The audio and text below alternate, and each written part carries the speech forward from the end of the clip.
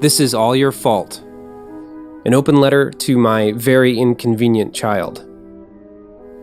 Dear Maven, this is your father. I'm writing this because I want you to know, in no uncertain terms, how much of an inconvenience you've been for your mother and me. You should have been born by now. You should have been born months ago. There are whole universes out there where everything went as planned, where the sequence of events that led up to your birth were straightforward and uncomplicated. You could have been living in a single-family home instead of a one-bedroom apartment if you hadn't been quite so inconvenient.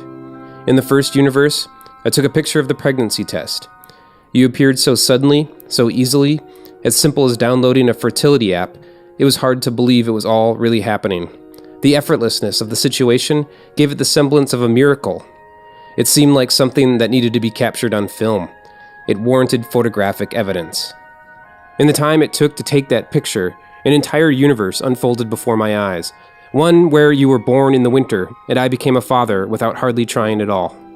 But you were gone in a few days.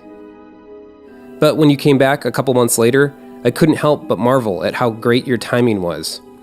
I was on my way to see a total solar eclipse. Imagine telling you that, instead of a plus sign on a pregnancy test, your arrival was announced by the moon blotting out the sun. I took a picture of that too. It made your first disappearance seem justified, as if you had scrapped that initial universe in favor of this one, where you could specifically coincide with a once-in-a-lifetime celestial event. Again, it seemed nothing short of miraculous. But you and that universe lasted for only a little longer than the eclipse itself. After that, your mother and I peered deep into our chromosomes, trying to find out what was wrong with us, what was keeping you from staying with us. The doctor had your mother pump herself full of hormones to entice you to stick around, like some illicit chemical bribe. And it worked. You returned. But this time, it didn't seem as much like a miracle as the inevitable result of drugs and doctor's orders. The magic was tempered, to say the least. You didn't stay long anyhow. We knew we shouldn't get our hopes up, but we couldn't help it. Whether it was the chemicals, our chromosomes, or some fault in the stars, there was no telling why you left us again. The doctor couldn't give us any answers. These things happen, he said. It was cold comfort. That doctor eventually left our insurance network anyway. But the fact of the matter is that babies are born all the time, literally every second, and a good fraction are not. Generation upon generation never make it past the first few weeks. We are the results of trial and error, the culmination of an untold number of biological missteps and chromosomal fumbles, almost all of which go unnoticed. It's a miracle any of us are here at all. Anyway, we abandoned the hormones. We saw a therapist. We avoided social situations. If we did attend a party, we took a cue from you and didn't stick around for long. Over the next couple of months, your mother interviewed for a new job in another city, and we moved. We scrapped our initial plans and prepared for a future without you. And we more or less ignored the fertility app. You should know there's a more convenient universe out there where you were never born. In that universe, your mother didn't have to deal with the never-ending nausea and exhaustion you caused her. She didn't have to spend the hottest months of the year carrying an extra human around inside of her. She didn't have the unpleasant prospect of having to inform HR that she was pregnant after only being employed at her new job for a few weeks. In that universe, the one-bedroom apartment has enough space for just the two of us. Under those stars, we return to our lives as if you had never been here at all. But of course, we're not in that universe. When you came back again, the timing couldn't have been worse. Not only was it an inopportune moment for your mother to be pregnant, but the fertility app made it clear that your conception shouldn't have happened.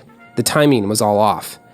That meant your mother and I could plausibly deny that your existence was even possible, and we could save ourselves the inconvenience of getting our hopes up. But as if in outright defiance of natural family planning, you continued to stick around. When we went in for the first ultrasound, I fully expected to see nothing on the monitor. Given your track record, chances are you'd be long gone by the time the technician placed the transducer to your mother's belly. But of course, there you were.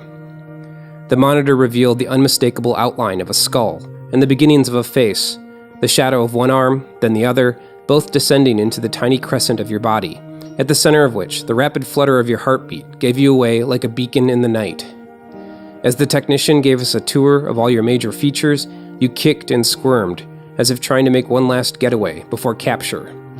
But it wasn't you who was captured that day. I'd spent so long tempering expectations, girding myself for the day you went away again. I never let myself be entirely captured by you, not until that moment. I was ready to stay right there and stare at the ultrasound screen for the rest of the pregnancy, as if looking away, even for a second, would give you the chance to make another escape. But of course, we had to leave eventually. This time, I felt like I was the one doing the abandoning. But the technician left us with pictures. You were finally captured on film. I had photographic evidence. Why you chose this universe of all universes, I will never understand. Maybe you grew tired of the chase. Maybe you were finally ready to settle down and start a family and plan a future with us. It's entirely possible this was the plan all along. Or it could all be happenstance.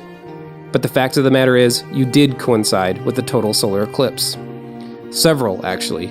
There was an eclipse the week we first suspected you were here, and another just after the ultrasound. There was even a total eclipse of the sun the month you were born. We just couldn't see them. Nobody could. Eclipses happen all the time, every month in fact, because the formation of the moon was the result of a chance collision with a rogue planetoid some billions of years ago. Its orbit isn't perfect. It's kind of wonky.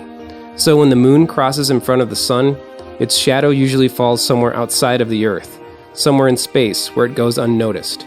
So we only see a small fraction of the eclipses that actually occur. But that doesn't mean they aren't happening. They are just exceedingly inconvenient to view.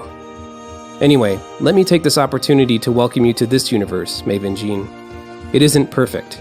It's kind of wonky. But miracles happen all the time here.